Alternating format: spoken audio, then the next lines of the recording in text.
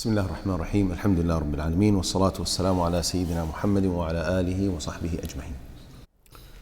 وتحسبهم أيقاظا وهم رقود ونقلبهم ذات اليمين وذات الشمال وكلبهم باسط ذراعيه بالوصيد لو اطلعت عليهم لوليت منهم فرارا ولملئت منهم رعبا.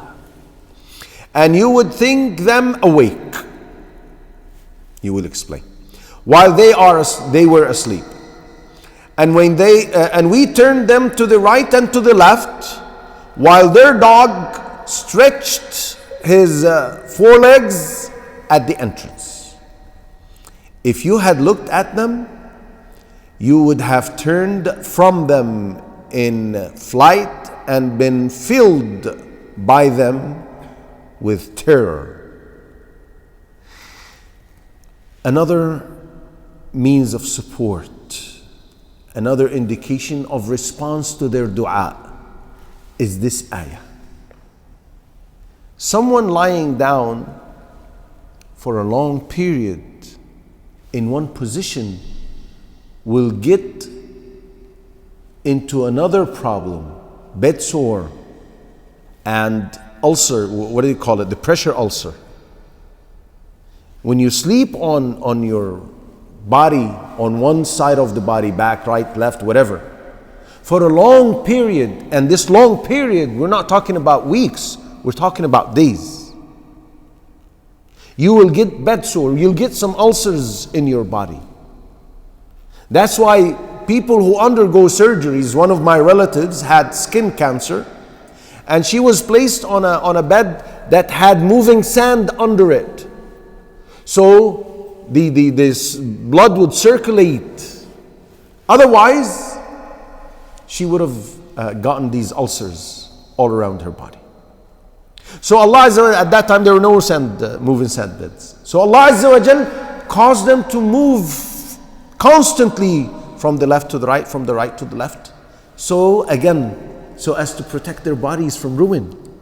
Just like He protected their bodies from the rays of the sun, and protected their sleep from the disturbing noises around them by casting a cover on their ears.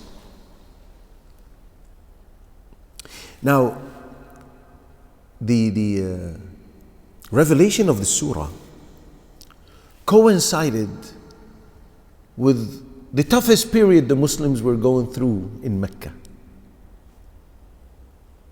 The persecution and the torture and the suffering the Muslims were going through. And this comes to raise their morale, deepen their faith, making it firm, increasing and strengthening their trust in Allah Azza wa Jal, and that He is there, just as He protected these who were few in their community, as you are, O believers and followers of Muhammad sallallahu alaihi wasallam, in Mecca now. He can make you or make for you a way out, but you have to show reliance, trust, and sincerity, and He will. And what happened? What happened? They went to Medina, they became honorable people, and then they conquered the world and ruled the world.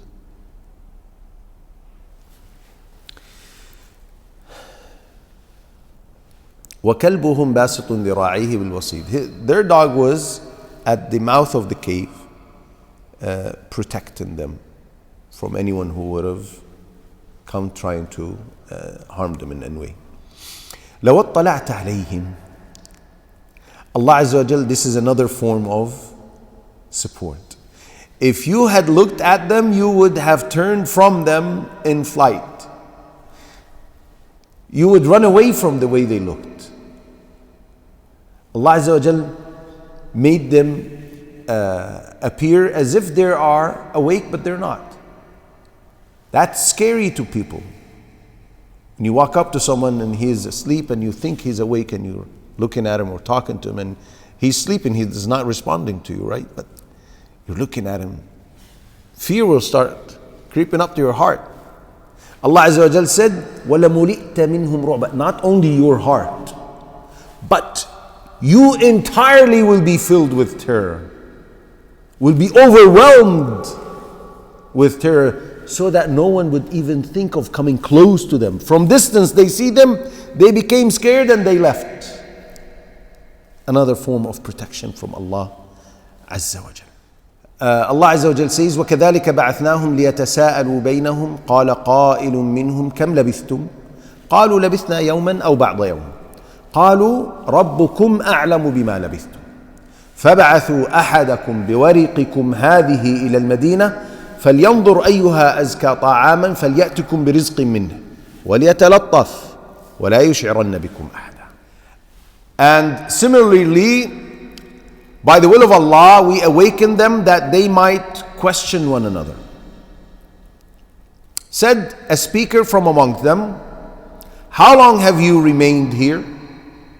Now they woke up. They didn't know how long it's been.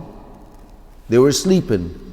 No one would have thought that, okay, I slept for 10 years, 3 years, 100 years. No, hours, right? They said, we have remained a day or part of a day. That's normal. That's the normal thing, is that no matter how long you slept, it's maximum a day or a portion of a day. They said, your Lord, again, everything is to your Lord. Everything is known by your Lord. Everything is done by your Lord. When you live according to this, a slave, a true slave, life becomes beautiful. Your Lord is most knowing of how long you remained. So let's not talk about this. So send one of you. Let's not talk about this issue because we don't know. They didn't have watches. They woke up. They didn't know how long. So okay, a day, maybe a part of the day. Leave it to Allah. We don't know. We're hungry. So send one of you with this silver coin of yours to the city, and let him look to which is the best of food, and bring you provision from it, and let him be cautious, and let no one be aware of you. Now, Allah Azza wa Jal caused them to sleep for this long period to protect them, and then awakened them, and nothing had changed. And when they started asking one another, this is another test. Referring the knowledge to Allah Azza wa Jal is a sign of faith. Now, they said, we slept a day, because they thought that the sun had set. But when they saw that the sun did not set yet, they said, perhaps then it's part of the day. It's either the sun has gone, so we slept a full day. It's still up there, man. Okay, maybe we slept a few hours, part of the day. And this proves how deep the sleep was. They didn't even feel how long they slept. And all the other means of protection by Allah Azza wa Jal, the sun and the movement. And now, since they were hungry, they wanted to send someone to bring the best of food. Right? Now they sent him to the same city they had fled from, right? They ran away from their people. Again, they were under the impression that they slept a day or a part of the day. So they are actually going to take a risk and send someone to buy food from that city or town they were living in. And there is a risk of someone recognizing whoever is going to be sent with this task of bringing food. And that's why they said, let him be cautious. Let him be careful not to make any act or move or say anything that would expose us and make people recognize us and then follow him to the cave and catch us all. إنهم إن يظهروا عليكم يرجموكم أو يعيدوكم في ملتهم ولن تفلحوا إذا أبدا. Why did they want him to be cautious? Because of this. Indeed, if they come to know of you, they will stone you or return you to their religion, and never would you succeed then ever. So, if he was not cautious and people discover, they will either stone you to death, they will kill you by means of stoning you to death to further punish them and apply pain to them, or you will simply give in and they will succeed in making you return to their religion, their false religion of worship and idols. And the consequence of this, the second one, is that you will never ever succeed in this life or the hereafter. Now what happened was this. وَكَذَلِكَ أَعْثَرْنَا عَلَيْهِمْ لِيَعْلَمُوا أَنَّ وَعْدَ اللَّهِ حَقٌّ وَأَنَّ السَّاعَةَ لَا رَيْبَ فِيهَا إِذْ يَتَنَازَعُونَ بَيْنَهُمْ أَمْرَهُمْ فَقَالُوا ابْنُوا عَلَيْهِمْ بُنْيَانًا رَبُّهُمْ أَعْلَمُ بِهِمْ قَالَ الَّذِينَ غَلَبُوا عَلَى أَمْرِهِمْ لَنَتَّخِذَنَّ عَلَيْهِمْ مَسْجِدًا.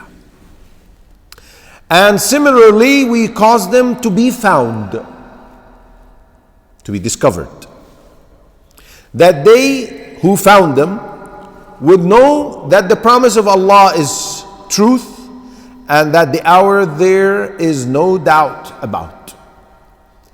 That was when they, the people of their city, disputed among themselves about their affair, the affair of the youths, and said, construct over them a structure. Their Lord is most knowing about them. Said those who prevailed in the matter, we will surely take for ourselves over them a place of worship. Masjidah, I mean a place to perform sujood, a place of worship. Now, after the death, after the youth took refuge into the cave and long years passed, the people in their city or town went back to worshiping Allah Azza wa Jal. But there was a dispute amongst people at that time whether resurrection is going to take place when it does to the person's body and soul or only his soul. So Allah Azza wa Jal is saying that we caused them to be found so that it would become evident to people the truth. What is the truth? That resurrection, just like these youths who have been put to sleep for so many years and been awakened, body and soul, and likewise will be resurrection after death, body and soul. So Allah Azza wa Jal made them sleep for all of this to prove again the ability of resurrection. Now, again, every time Allah Azza wa Jal is proving something for the time of the youth, the era of the youths, it is also evidence for the people of Quraysh so that they will take heed. So, how were these youths discovered? When one of them went to buy the food, again, thinking that they slept a day or part of the day, when he pulled that silver coin out to pay for the food he decided to buy, he chose, the man who sold him the food looked at the coin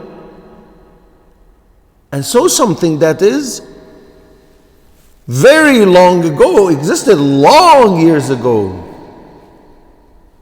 He said, "Who are you? How did you get this?" It's just like someone pulling a dinar from the time of Ibn Taymiyyah, for example, right? And goes to a supermarket and What are you, man? Where are you coming from? Which planet did you descend from? Right?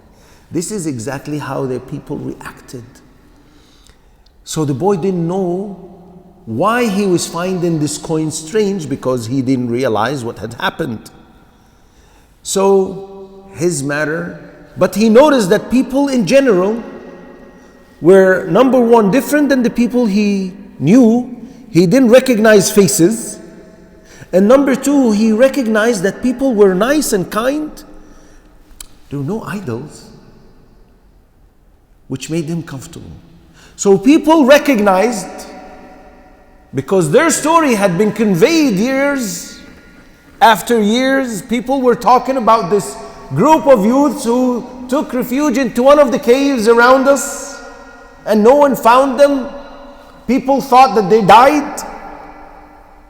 So they recognized him, so they followed him to the cave.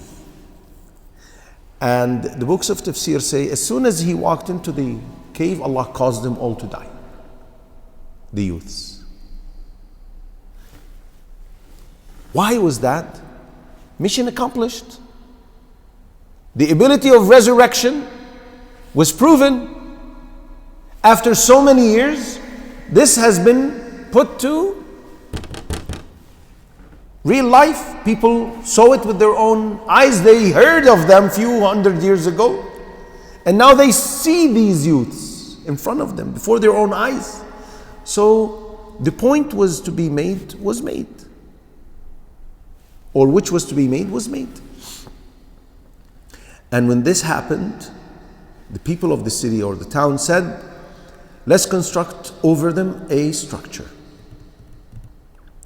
They closed the opening, the mouth of the cave, and they said, let's just seal it. And Allah Azza wa Jal is most knowing about their situation. Now, the other group who said we will construct a place of worship had in their side the ruler, a Muslim. Now, of course, as we said, they were good people now. He said, we will take a place for worship, and they constructed a place of worship next to the opening or the mouth of the cave. Now, people disputed about the number of the people of the cave. سيقولون ثلاثة رابعهم كلبهم ويقولون خمسة سادسهم كلبهم رجما بالغيب ويقولون سبعة وثامنهم كلبهم قل ربي أعلم بعدتهم ما يعلمهم إلا قليل فلا تماري فيهم إلا مراء ظاهرا ولا تستفت فيهم منهم أحدا. They will say they were 3, and with them is the dog, making them 4, 5, and the 6th of them is their dog, or suggesting something at the unseen. Rajman bil ghaib, meaning without knowledge, without having anything to prove what you're saying. And they will say, rather they were 7, and the 8th of them was their dog. Now, okay. Here Allah Azza wa Jal did not say that they said something without proof. Allah stopped. 3 and the 4th is the dog, 5 and the 6th is the dog. Allah Azza wa Jal said, they're saying this with no evidence. But when He said 7 and the 8th is the dog, Allah did not say the same thing. Okay? Say, O Muhammad, my Lord is most knowing of their number. None knows them except a few. So it's not that no one knows. Allah is proving that some knew, few.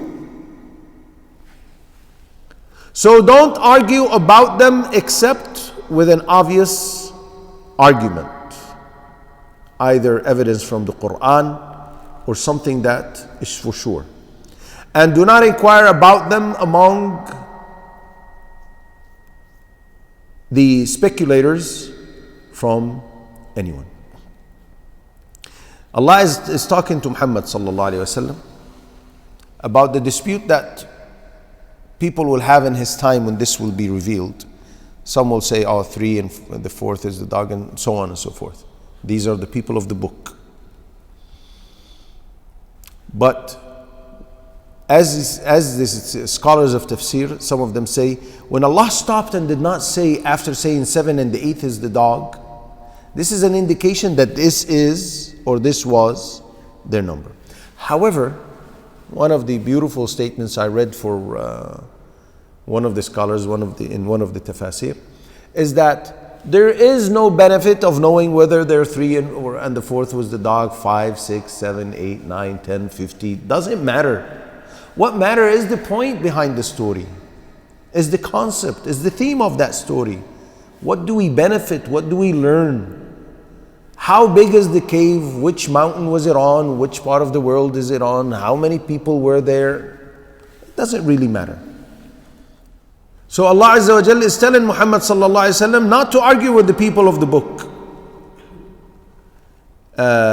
regarding this matter, and not to ask any questions from any of them. He has to build his information on what he receives from the Quran.